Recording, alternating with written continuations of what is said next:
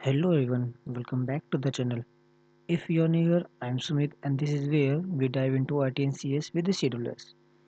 पिछले लेक्चर्स में हमने कुछ प्रोग्राम्स को देखा था, प्रैक्टिकल प्रोग्राम्स को देखा था, जैसे स्लाइसिंग देखे थे, इंडेक्सिंग देखे थे, स्लाइसिंग इंडेक्सिंग के बेसिक प्रैक्टिकल्स देखे थे, क्या होते हैं, कैसे काम करते हैं, पॉजिटिव इंडेक्स, नेगेटिव इंडेक्स वगैरह पूरा सब कुछ कंप्लीट किया था और कुछ बेसिक 2-3 प्रोग्राम भी किए थे। ठीक है, जैसे यहाँ पे स्क्वायर रूट निकालना, एवरेज और सब निकालना। ठीक है, और ये कुछ हमने यहाँ पे स्लाइसिंग वगैरह के यहाँ पे कुछ प्रोग्राम्स किए हुए थे। ठीक, अगर आपने नहीं देखा है तो आप उसको जाके देख सकते हैं। ठीक है, अब आज हम और कुछ मोस्ट इंपॉर्टेंट प्रोग्राम्स के बारे में बात करेंगे पाइथन के। ठीक है, जो एग्ज़ाम पॉइंट ऑफ व्यू से भी इम्पोर्टेंट है और फंडामेंटल के हिसाब से भी इम्पोर्टेंट है, क्योंकि ये एग्ज़ाम में भी पूछ लिए जाते हैं। ठीक है, और इसको करने से आपके लॉजिक भी तेज होंगे। ठीक है, और आपके फंडामेंटल भी स्ट्रॉन्ग होंगे। ठीक, तो स्टार्ट करते हैं बिना टाइम वेस्ट करते हुए। तो पहला प्रोग्राम बोल रहा है, program to display months and days for the enter number of days. इसमें क्या करना है हमें कि यहाँ पे हम कुछ दिन के बारे में डालेंगे, यहाँ पे कुछ दिन डालेंगे, जैसे हमने डाल दिया 72 डेज। तो हमें ये पता करना है कि 72 डेज में टोटल कितने मंथ्स हैं और कितने दिन हैं। ठीक है ना, जैसे हमने यहाँ पे डाला 60 डेज, 60 डेज डालेंगे, इसका मतलब ये हुआ कि टोटल 2 मंथ है और 0 डेज हैं। ठीक, हमने डाला 65 डेज, मतलब कि 2 मंथ्स एंड 5 डेज। हमने डाला 15 दिन। ठीक, मतलब कि सिर्फ 0 मंथ और 15 दिन, ऐसे करके यहाँ पे हम टोटल नंबर ऑफ डेज डालेंगे और उसके हिसाब से हमें ये मंथ और डेज को कैलकुलेट करके हमें ये देगा। कुछ ऐसा प्रोग्राम हमें यहाँ पे कैलकुलेट करना है। ठीक है ना, तो स्टार्ट करते हैं। बहुत ईजी है, कोई हार्ड नहीं है। तो सबसे पहले हम यहाँ पे यूजर से डेज को गेट करेंगे। तो हमने यहाँ पे लिया डेज इंड। ठीक है ना, यहाँ पे लिया इनपुट। क्या लिखेंगे यहाँ पे, यूजर से गेट करेंगे ना, तो यहाँ पे लिखेंगे enter the number of days. हमने यहाँ से यूजर से enter the number of days ले लिया। ठीक, और उसको डेज के अंदर स्टोर कर लिया। अब हम यहाँ से मंथ निकालेंगे। ठीक, तो हमने यहाँ पे लिखा month is equal to, month कैसे निकालेंगे, अगर हम दिनों को, जो हमारे डेज हैं, अगर हम इसको 30 से डिवाइड कर दें तो हमारे पास मंथ निकल आएंगे, है ना। तो हमने यहाँ पे लिया डेज डिवाइडेड बाई 30। ठीक है ना, ये क्या हो जाएगा, ये यहाँ पे मंथ्स में कन्वर्ट हो जाएगा। ठीक, फिर क्या निकालेंगे, फिर डेज निकालेंगे, टोटल डेज। तो हमने लिया डेज इज इक्वल टू, अब हम यहाँ पे इसका मॉडल्स निकालेंगे। ठीक, मॉडल्स क्यों निकालेंगे, क्योंकि हमें नीचे रिमाइंडर चाहिए है। ठीक है ना, हमें यहाँ पे अब शेषफल चाहिए, ना कि भागफल चाहिए। तो हम यहाँ पे हमने लिया मॉडल्स बाई कितने, किससे डिवाइड करेंगे दिन में, 30 से, इसको भी 30 से। ठीक है, अब देखिए, एक में हम प्रॉपर डिवाइड कर रहे हैं, जहाँ पे हमें जो है भागफल चाहिए तो वहाँ पे हमें मंथ मिलेगा, और नीचे रिमाइंडर बचेगा तो वहाँ पे हमें दिन मिलेगा।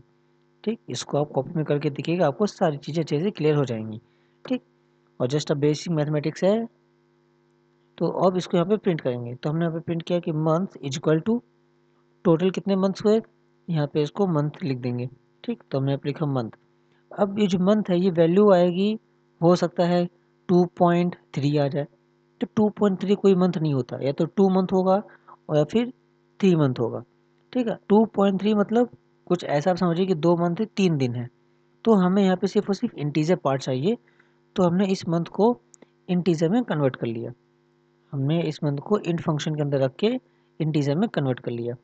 ठीक, फिर हमें मंथ मिल गया। अब यहाँ पे हम लिखेंगे days is equal to, days को लिखेंगे यहाँ पे डायरेक्ट डेज। ठीक, क्योंकि हमारे पास दिन तो इंटीजर में ही होंगे। ठीक है, जो नीचे जो रिमाइंडर बचता है वो 1 2 3 में ही बचता है, वो पॉइंट में नहीं आता कभी। ठीक है, जो भागफल होता है वो पॉइंट में आता है, लेकिन जो शेषफल होता है, ठीक है, वो कभी पॉइंट में नहीं आता। ठीक, तो हमने इस प्रकार से यहाँ पे इसको लिख दिया, प्रिंट कर दिया मंथ को और डेज को। अब इसको एक बार रन करके देखते हैं, F5 से रन करते हैं। ठीक, हमसे यहाँ पे बोल रहा है enter the number of days. तो हम सिंपल से स्टार्ट करते हैं। पहले मान लीजिए हमने लिया 15, तो मंथ कितने हैं, 0 है, डेज कितने हैं, 15। ओके, समझ में आ गया हमें। और चेक करते हैं इसको, हमने लिया इस बार 65, 65 मतलब 2 मंथ ना, 30 दिन 30 दिन, 2 मंथ और 5 दिन। देखिए, month equal to 2, days equal to 5। ठीक है, अब हमने यहाँ पे लिए मान लीजिए 365 डेज। ठीक, देखिए 12 मंथ और 5 डेज। ओके, क्लियर आया, क्लियर हुआ।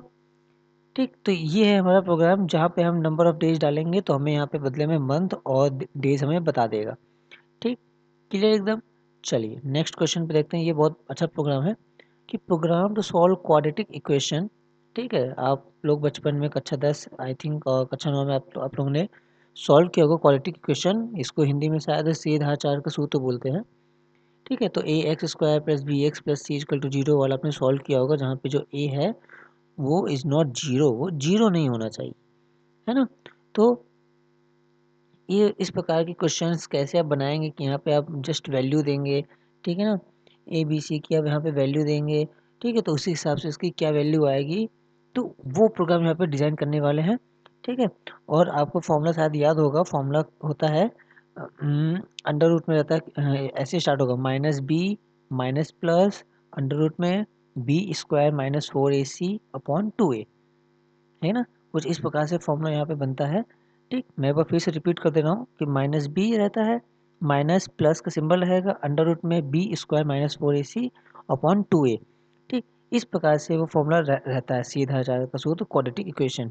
ठीक, तो उसको यहाँ पे कैसे इंप्लीमेंट करेंगे पाइथन में, बहुत ईजी है, फॉर्मूला बेस हमने प्रोग्राम किए हुए हैं, तो ये भी आसानी से कर लेंगे। ठीक है, तो इसको भी स्टार्ट करते हैं। ठीक, तो यहाँ पे हम लोग सबसे पहले गेट करते हैं 3 नंबर ए बी और सी। ठीक है ना, यहाँ पे हम लोग 3 नंबर गेट करेंगे पहले यूजर से, तो हमने यहाँ पे लिया ए। ठीक, इसको हम लोग फ्लोट में कन्वर्ट करेंगे। फ्लोट में इसलिए क्योंकि कोई भी नंबर हो सकता है ना, जरूरी थोड़ी कि इंटीजर होगा, पॉइंट में भी नंबर हो सकता है, तो इसलिए हमने इसको फ्लोट में कन्वर्ट किया इस बार। ठीक, फ्लोट इनपुट यहाँ पे लिख देंगे कि एंटर ए, यहाँ पे ए को एंटर करेंगे। ओके, इसी प्रकार से यहाँ पे हम बी ले लेंगे और इसी प्रकार से यहाँ पे हम सी ले लेंगे। तो हमने यहाँ पे किया बी और यहाँ पे हमने किया सी। वेरिएबल भी चेंज करते हैं, हमने यहाँ पे लिया बी और यहाँ पे हमने लिया सी। ठीक, हमने यहाँ पे 3 नंबर ले लिए हैं ए बी सी, यूजर से ले लिए हैं। ठीक, अब यहाँ पे हम वो वाला पोर्शन बनाएंगे नॉमिनेटर वाला कि minus B minus plus under root B square minus 4ac। ठीक है ना, तो वो बी स्क्वायर माइनस 4ac वाला हम लोग इस पोर्शन को हम लोग यहाँ पे सॉल्व करेंगे। ठीक है, अंडर रूट में तो उसको फिर स्क्वायर रूट के अंदर डाल देंगे हम लोग, लेकिन उसको तो सॉल्व करना पड़ेगा ना, बी स्क्वायर माइनस 4ac को सॉल्व करना पड़ेगा। तो हमने यहाँ पे कैसे एक नॉर्मल टेम्परेरी वेरिएबल लिया डी इक्वल टू। ठीक है, अब यहाँ पे हम लोग लगाएंगे बी स्क्वायर, तो बी स्क्वायर कैसे लगाएंगे, बी डबल स्टार मतलब कि पावर। ठीक है, बी स्क्वायर यहाँ पे लग गया बी स्क्वायर, बी की power 2 B square minus 4ac होता है। ठीक है, तो हमने यहाँ पे लिया कि 4 इंटू ए इंटू सी, समझ में आया, इंटू नहीं लगा, इंटू सी। ठीक, तो बी स्क्वायर माइनस 4ac ये लग गया यहाँ पे। ठीक, अब इसको हम लोग अंडर रूट के अंदर डाल सकते हैं डी को डायरेक्ट। ठीक है, तो अब यहाँ पे हम लोग इसके 2 सॉल्यूशन हमें मिलते हैं, एक माइनस के लिए मिलेगा और एक प्लस के लिए हमें यहाँ पे मिलेगा। ठीक है ना, तो डाल देते हैं, एक सेकेंड मैं यहाँ पे डाल देता हूँ, फाइंड टू सॉल्यूशंस। ठीक है, 2 सॉल्यूशन मिलेगा, एक माइनस के लिए मिलेगा, एक हमें प्लस के मिलेगा। ठीक, कैसे मिलेगा देखते हैं। तो सॉल्यूशन 1 यहाँ पे क्या बोलता है, सॉल्व 1 मतलब सॉल्यूशन 1, सॉल्यूशन 1 बोलेगा यहाँ पे कि माइनस बी, क्योंकि माइनस बी से स्टार्ट होता है, माइनस बी माइनस, अब देखिए यहाँ पे हमें स्क्वायर रूट निकालना है, किसका निकालना है स्क्वायर रूट, डी का निकालना है, बी स्क्वायर माइनस 4ac का निकालना है। तो यहाँ पे हमारे पास कुछ बिल्ट इन फंक्शंस हैं पाइथन के अंदर, कुछ बिल्ट इन लाइब्रेरीज होती हैं, बने बनाए फंक्शंस होते हैं, उनको डायरेक्ट हम लोग यहाँ पे यूज करने वाले हैं। ठीक है, तो यूज करने के लिए हमें इनको इंपोर्ट करना पड़ता है अपने प्रोग्राम में, तो हम इसको यहाँ पे इंपोर्ट करते हैं, इंपोर्ट मैथ। ठीक, और कौन से मैथ, कॉम्प्लेक्स मैथमेटिक्स, तो यहाँ पे यूज करेंगे सी मैथ। ठीक, सी मैथ क्या है, एक हमारे सिस्टम पे एक मॉड्यूल होता है। ठीक है, एक प्रकार की फाइल होती है जिसके अंदर कुछ प्री डिफाइंड फंक्शंस होते हैं और हम लोग उसको अपने प्रोग्राम में डायरेक्ट यूज करते हैं। मतलब कि ये फंक्शंस की जो डेफिनेशन होती है वो पहले से ही बनी बनाई होती है, बस हम उनको यूज करते हैं। ठीक, जैसे इनपुट फंक्शन हो गया, फ्लोट फंक्शन हो गया, इनकी डेफिनेशन हमने तो दी नहीं, इनको तो हम डायरेक्ट यूज करते हैं अपने प्रोग्राम में। ऐसे ही कुछ फंक्शंस होते हैं जो उसके अंदर बिल्ट इन पहले से हैं, जस्ट हम उनको यूज में ले रहे हैं। ठीक है, तो minus B minus c math, c math क्या है हमारे मॉड्यूल का नाम, तो हमने लिया c math dot square root SQRT, square root नाम का एक फंक्शन है।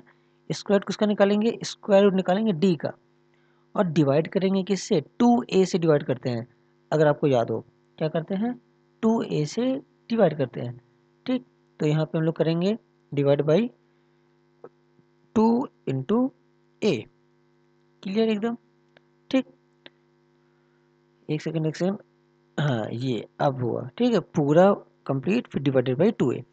ये हमारे पास आया सॉल्यूशन 1 जी, जो कि होता है माइनस पोर्शन के लिए।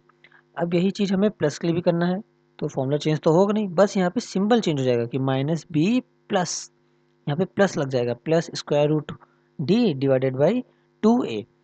ठीक है, यहाँ पे हमारे पास सॉल्यूशन 1 और सॉल्यूशन 2 यहाँ पे हमारे पास आ जाएगा। अब इसको हम लोग यहाँ पे सिंपली यहाँ पे प्रिंट कर लेंगे। तो इसको प्रिंट करते हैं फटाफट से। यहाँ पे हमने किया प्रिंट। ठीक है, अब प्रिंट देखिए कि द सॉल्यूशन आर 0 एंड 1। ठीक है ना, 0 एंड 1 के लिए सॉल्यूशन यहाँ पे क्या रहेगा, यहाँ पे लिख देते हैं फटाफट से। लिखेंगे the solution are 0 and 1, the solution are 0 and 1। ठीक, अब यहाँ पे इसको हम लोग प्रिंट करेंगे। प्रिंट कैसे करेंगे, इसको पहले एक फॉर्मेट में लाएंगे। ठीक है, तो फॉर्मेट में लाने के लिए हम लोग यहाँ पे फॉर्मेट फंक्शन का यूज करेंगे। बहुत सिंपल है, क्योंकि हमें इसको प्रॉपर फॉर्मेट में चाहिए, क्योंकि हमारे पास ये कॉम्प्लेक्स नंबर्स हैं। ठीक है ना, कॉम्प्लेक्स नंबर्स में हमारे पास रियल और इमेजिनेशन पार्ट होता है, तो उसको फॉर्मेट करने की आवश्यकता होती है। तो यहाँ पे फॉर्मेट करेंगे सॉल्यूशन 1 कॉमा सॉल्यूशन 2, बस इतना सा आपको काम करना है, कुछ काम नहीं करना है। ठीक, सॉल्यूशन 1 कॉमा सॉल्यूशन 2 डाल देंगे फॉर्मेट के अंदर, बस। अब इसको आप रन करिए। ठीक, देखिए तो ये तो हमारा चल रहा है पहला वाला प्रोग्राम, इसको आगे स्किप करते वैल्यू डाल के। अब देखिए यहाँ पे हमसे बोल रहा है एंटर ए की कोई वैल्यू डालिए। मान लीजिए हमने यहाँ पे डाली ए की वैल्यू 1.2, मान लीजिए कुछ हमने डाल दिया। बी डाल देंगे, मान लीजिए हमने डाले 2.1, बी डाल दिया। ठीक, सी डाल देंगे, मान लीजिए 3 हमने डाल दिया। एक second, format argument two must be string not complex. Okay okay okay, बोल रहा है कि ये स्ट्रिंग होना चाहिए, ना कि कॉम्प्लेक्स होना चाहिए।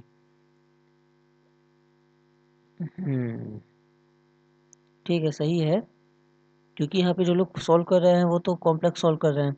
ठीक है, और जबकि होना चाहिए था ये स्ट्रिंग। ठीक है, तो क्या कर सकते हैं, इसको स्ट्रिंग में कन्वर्ट कर लेते हैं डायरेक्ट हम लोग यहाँ पे। अच्छा, वो इसको बिना फॉर्मेट के ऊपर प्रिंट करके देखते हैं कि क्या सॉल्यूशन आता है, फिर आगे इसको देखते हैं। 65, 1.2, 2.1 और 3। ये देखिए कुछ इस आ गया सॉल्यूशन मेरे पास। देखिए इसका सॉल्यूशन आया ना कि माइनस 0 और 1 के लिए। देखिए यहाँ पे सॉल्यूशन आया हुआ है। एक ये वैल्यू इतनी बड़ी सी आई हुई है, जो कि देखिए जे लगा है ना लास्ट में, तो ये जे क्या है, जे क्या है, जे कॉम्प्लेक्स नंबर है। ठीक, और यहाँ पे ये देखिए दूसरे में भी जे लगा हुआ है, ये भी कॉम्प्लेक्स नंबर है। तो दो सॉल्यूशन आया है, ये 0 के लिए आया है और ये 1 के लिए आया है। ठीक, समझ में आया। तो ये प्रोग्राम है। ठीक है, फॉर्मेट भी काम कर देगा। अगर उसको स्ट्रिंग में हम कन्वर्ट कर देंगे तो फिर उसको भी वो प्रॉपर फॉर्मेट में डाल देगा वो। ठीक है, कोई दिक्कत वाली बात आपको नहीं होगी। ठीक, अब देखिए नीचे कि swap two values using third variable. हमारे पास कुछ वैल्यूज़ होंगी, दो वैल्यूज़ होंगी। ठीक है, अलग अलग वेरिएबल में, उनको यहाँ पे हम स्वैप करेंगे। स्वैप करेंगे मतलब कि मान लीजिए हमारे पास एक वेरिएबल है ए, उसके पास वैल्यू है 15। ठीक, और दूसरा वेरिएबल है बी, इसके पास वैल्यू है 30। अब हमें कुछ इस प्रकार से इसके प्रोग्राम करना है कि हमारे पास जो आउटपुट आएगा, ठीक है, जो हमारे पास जो आउटपुट आएगा वो आउटपुट में ए की वैल्यू आनी चाहिए 30। ठीक है, और जो बी की वैल्यू है वो आनी चाहिए 15। हमें ये आउटपुट में चाहिए कि कुछ यहाँ पे हम ऐसी कोडिंग करें कि जो ए और बी की जो वैल्यू है वो इंटरचेंज हो जाए आपस में। ए की वैल्यू जो 15 है वो 30 हो जाए, और बी की जो वैल्यू 30 है वो 15 हो जाए। ठीक है ना, आपस में चेंज हो जाए। कैसे करेंगे, 3-4 मेथड है। ठीक है, जिसमें से हम आपको कुछ बता रहे हैं। ठीक है, एक तो हम यहाँ पे बता रहे हैं थर्ड वेरिएबल का यूज करके, और दूसरा बताएंगे विदाउट यूजिंग थर्ड वेरिएबल। इसका क्या मतलब हुआ, आप ऐसे सपोज करिए कि आपके पास जो है 2 ग्लास लिक्विड है कोई। ठीक है, मान लीजिए एक में चॉकलेट शेक है, एक में मैंगो शेक है। ठीक है, अब ग्लास ए में चॉकलेट शेक है, ग्लास बी में मैंगो शेक है। अब आपको जो दोनों ग्लास में जो वैल्यू हैं, जो शेक्स हैं, उनको चेंज करना है। कि ग्लास ए में चॉकलेट चाहिए, ग्लास बी में जो है ऐसे मैंगो चाहिए, आपको ऐसे चेंज करना है। तो आप क्या करेंगे, एक थर्ड ग्लास लेंगे, एक ग्लास की वैल्यू उसमें डालेंगे, फिर पहला खाली हो जाएगा, फिर दूसरे का पहले में डालेंगे, दूसरा खाली हो जाएगा, फिर तीसरे को दूसरा पलट देंगे, ऐसे वैल्यू यहाँ पे चेंज हो जाएगी, है ना। तो यही मेथड, यही लॉजिक हम यहाँ पे लगाने वाले हैं अपने प्रोग्राम में। ठीक है, कैसे लगाएंगे देखिए। तो अब देखिए कि हमने यहाँ पे एक थर्ड वेरिएबल लिया सी, एक हमारे पास खाली वेरिएबल है सी। ठीक, सी के अंदर हमने डाल दिया ए की वैल्यू, सी इक्वल टू ए, मतलब कि जो ए की वैल्यू है वो सी के पास चली गई। ठीक, समझ में आया। अब ए यहाँ पे खाली हो गया, ए यहाँ पे खाली हो गया, तो ए इक्वल टू बी, तो जो बी की वैल्यू है वो हमने ए के अंदर डाल दी। ठीक, क्योंकि ए खाली हो गया था ना, तो बी की वैल्यू हमने ए के पास डाल दी। अब बी खाली हो गया, तो जब बी खाली हो गया तो वापस से हम ए की वैल्यू हमने वापस से बी के पास डाल दी। ठीक, समझ में आया। अब इसको हम यहाँ पे प्रिंट कर लेंगे, बहुत सिंपल है। देखिए, ए की वैल्यू यहाँ पे गेट करेंगे ए कॉमा ए, और ऐसे यहाँ पे हम लोग बी की वैल्यू प्रिंट करेंगे बी कॉमा बी। देखिए, स्टार्टिंग में हमने 15 और 30 दिया है ए की वैल्यू। अब यहाँ पे सॉल्यूशन देखते हैं डायरेक्ट। ठीक, अरे एक सेकंड में इसको यहाँ पे कमेंट कर दे रहा हूँ ताकि ये प्रोग्राम बार बार ना चले। ठीक है, क्योंकि इससे डिस्टर्बेंस क्रिएट हो रहा है।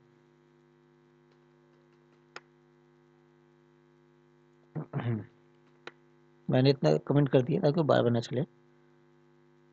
ठीक, देखिए, ए की वैल्यू 30, बी की वैल्यू 30। रुकिए रुकिए, कुछ गड़बड़ हुई। C equal to a equal to b equal to c, सी।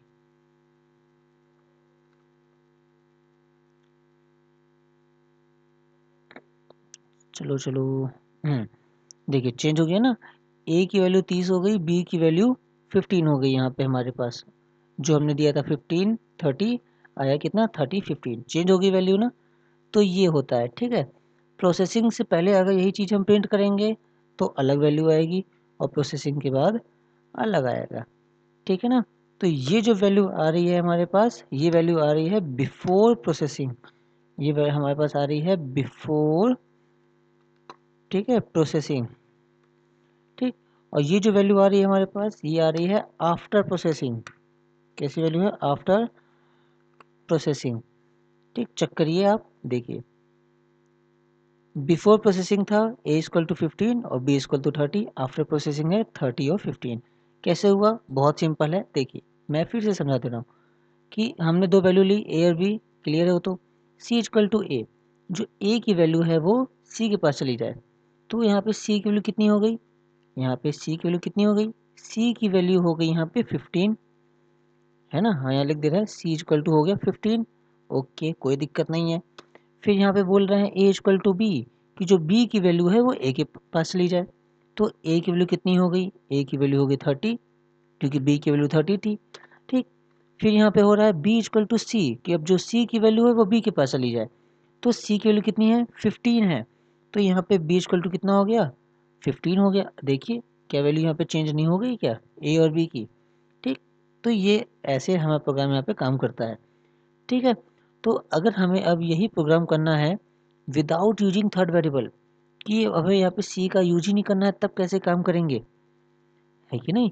अब हमें यहाँ पे सी का यूज ही नहीं करना है, तो कैसे अब काम करेंगे, देखिए इसको भी कमेंट कर दे रहे हैं।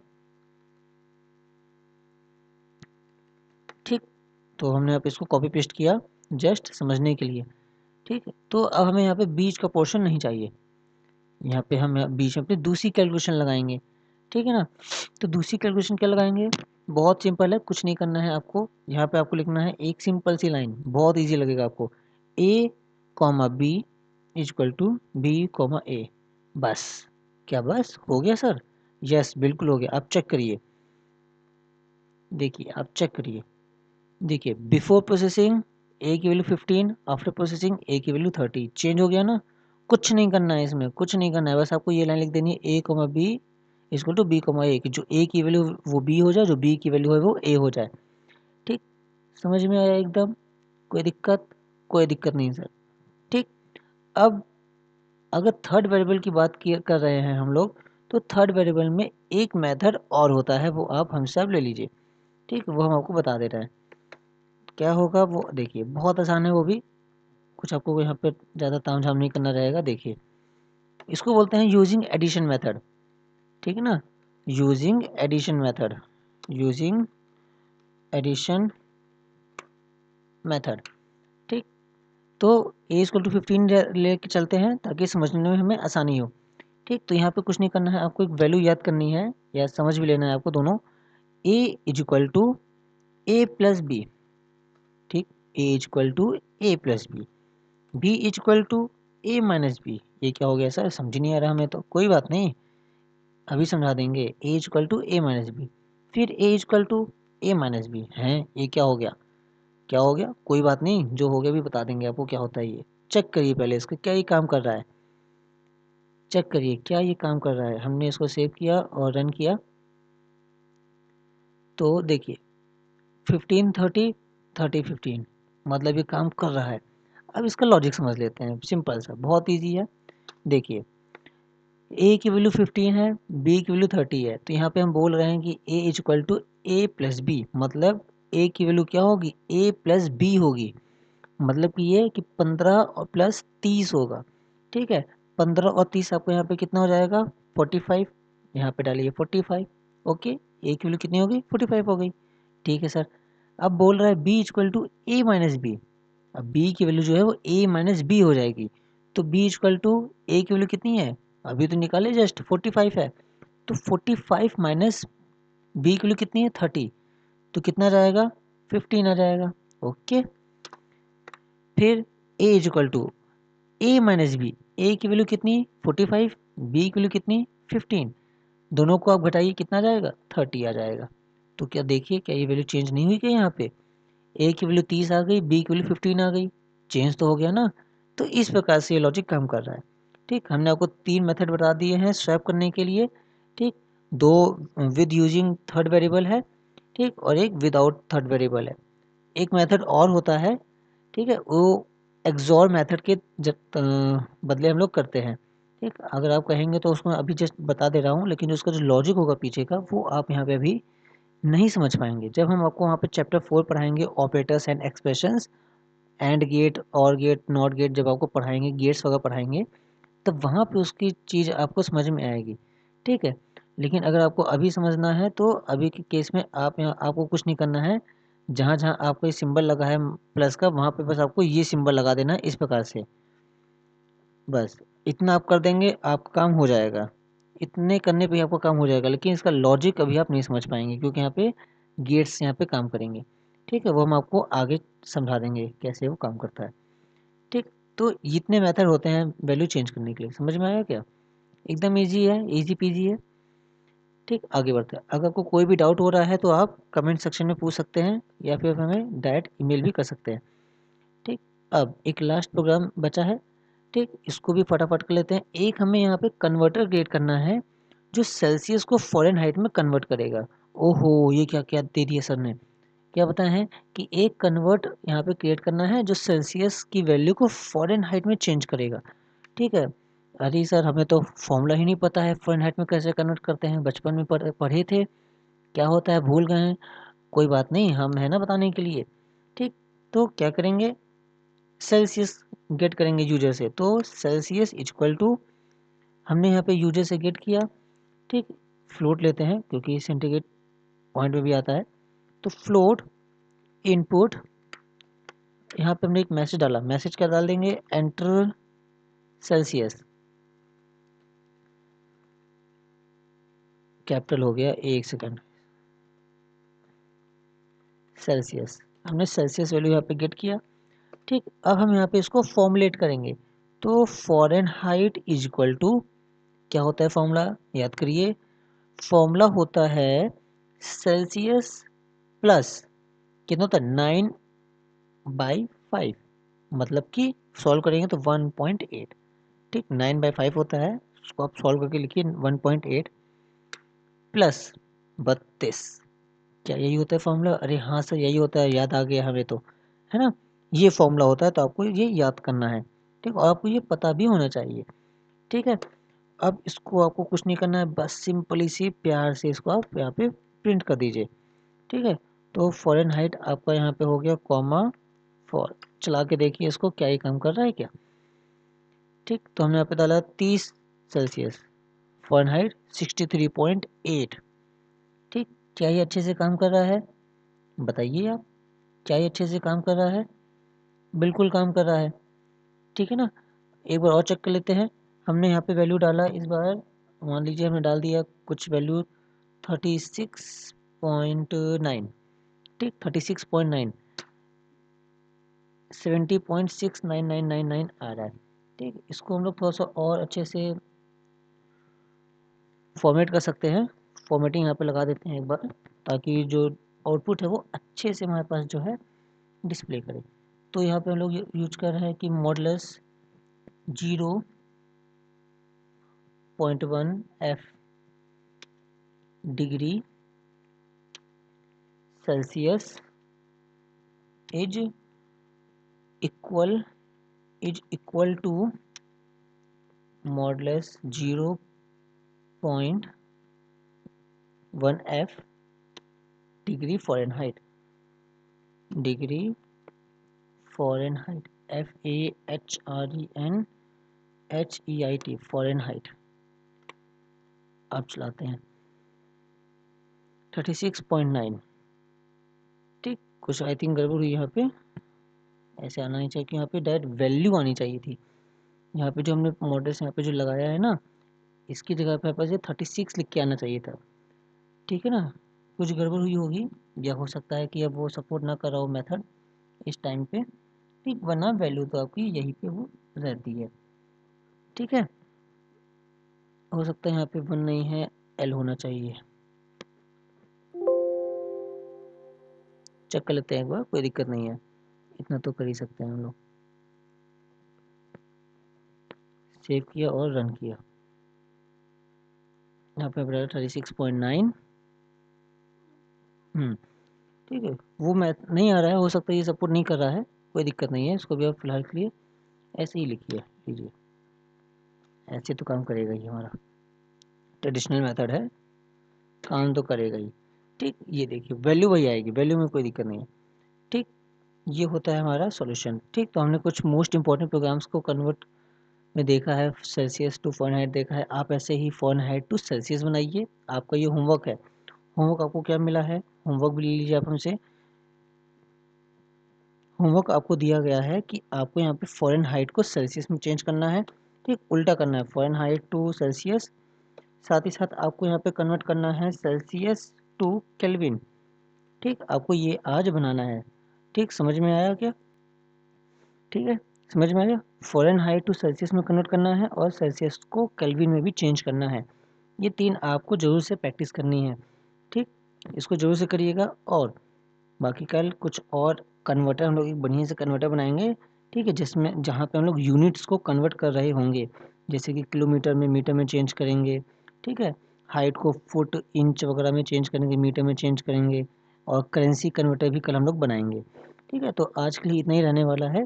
कल का भी लेक्चर आप लोग जो देखिएगा, ठीक है, जहाँ पे कुछ मोस्ट इंपॉर्टेंट प्रोग्राम्स को देखेंगे।